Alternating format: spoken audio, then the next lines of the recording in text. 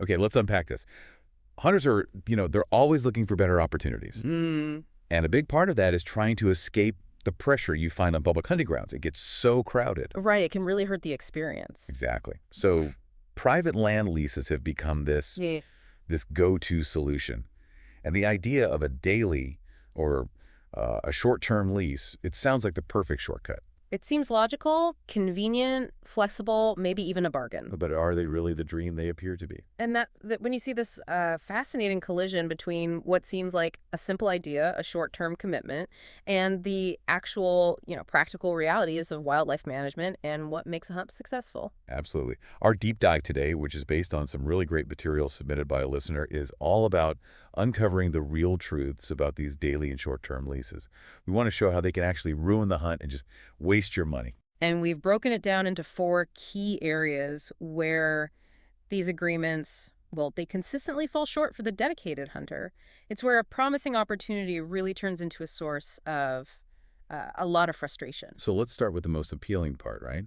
The cost. Or convenience. Yeah, that's what they scream to hunters. Bargain prices, easy access. But, this is where we have to look a lot closer because looks can be deceiving. Yeah, it really can. What you're seeing is premium pricing. It's that simple. These short-term leases almost always carry a higher premium. And why is that? Well, think about it from the landowner's perspective. They have a much higher turnover rate that drives up their operating costs, their administrative work, and just general upkeep. Assuming they're even doing the upkeep. That's the other side of it. Sometimes they don't. Some landowners are just in it to make a quick buck, and they'll, price gouge during peak season because they know people are desperate. Okay, so let's put some numbers on this. The source material had a really clear example. It did. Let's say a property leases for the day at $200. Okay, sounds like a steal for a private spot. It does on the surface. But now, let's say that same exact property is available to lease for a whole month for, say, $4,000. Right, so if you do the math on that month-long lease, it averages out to about $133 a day. that is a good chunk of money saved, over 30%. A huge difference. And even if you only plan to hunt, say, 4 or 5 days that month, the longer-term lease gives you better value and, more importantly, better access. That $200 for a single day, you're not paying for the land. You're paying for the transaction. But what about the hunter who only has one weekend free? Isn't that $200 still their best bet? It appeals to them for sure, but that hunter is the one who really needs to understand the diminished return on that premium. You're paying top dollar for convenience, but as we're about to see, you often get the lowest quality experience. And the cost is just the first pitfall. It's only the beginning. The contract details can be a disaster. Okay, so this is where it gets really interesting. You have to understand the ins and outs of the lease agreement before you sign anything. Oh, absolutely.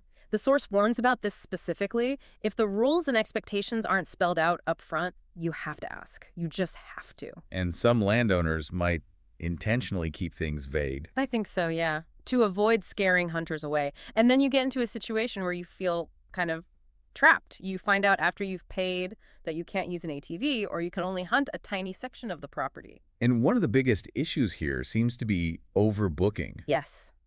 You have to find out exactly how many other hunters or parties are allowed on that land at the same time. Because during peak season, the landowner wants to maximize their profit. They want to maximize profit, which often means having more than one party hunting simultaneously. It creates all sorts of potential havoc. I can imagine. You're out there to get away from people. And suddenly you're dealing with other hunters who might not share your code of ethics or, basic hunting etiquette. These conflicts can turn a fun day sour really, really fast. And it goes beyond just personal conflict, right? Yeah. It affects the land itself. It does. How other parties treat the habitat, that can create issues for everyone who comes after them. It could be anything from how they manage bait to just respecting boundaries. So the key takeaway here is you have to be really, really particular about knowing all the rules before you commit any money. Which brings us to the next big problem, and this one really hits the dedicated hunter hard. Limited scouting and preparation. Exactly. Hunting a new property, it requires time. You need to scout, learn the terrain, figure out your tactics. You can't just show up and expect success. But these short-term leases force you into this fly-by-the-seat-of-your-pants approach. And not everyone likes that, especially when you're putting boots on the ground for the very first time. So you're under this immense time crunch. a huge time crunch. You have I to know. get your scouting done and try to fill your tags all in a day or two just to feel like you got your money's worth. Who wants that kind of pressure? It takes all the enjoyment out of it. It's completely counterproductive. And think about this. What if a hunter tries to fix that problem by just visiting more often on these short-term leases? Right, to build up that long-term knowledge. But then you're right back to the cost issue. If you're visiting frequently enough to learn the property, your daily costs are adding up so fast. And at that point, you might as well have just gotten a seasonal lease in the first place. Precisely. The short-term model becomes this counterproductive loop. You're paying more for less access and almost no time to prepare properly. It's a setup for failure. Okay, so this brings us to what I think is the biggest irony in all of this. Hunters pay a premium for private leases to escape the overcrowding on public land. But because these daily leases are run like A business focused on maximizing income. they often recreate the exact same problems hunters were trying to avoid. It's the paradox of private land pressure. A smaller property with too many people coming and going can really disrupt the natural flow of everything. It just changes the whole dynamic. And the consequences are what? Ruined hunts. Ruin hunts, a lot of frustration, tension between hunters, and, ultimately a massive waste of your time and your money. But what's so fascinating here is the pressure you can't even see. The pressure you can't account for, that's the real killer.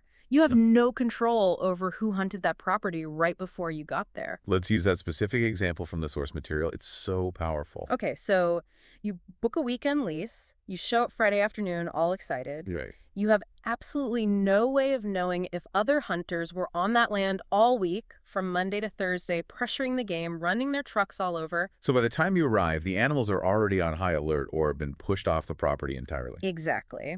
That previous pressure is this uncontrollable negative variable that you just can't plan for. It completely undermines the whole reason you paid a premium for private land. You're paying top dollar to hunt a ghost town. It can feel that way, yeah.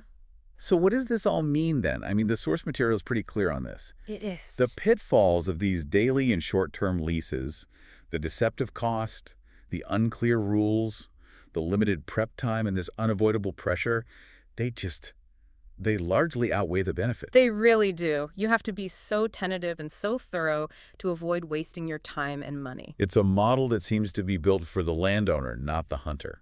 Well, we've established that the short-term lease model maximizes income for the landowner by increasing turnover, but it often minimizes success for the hunter.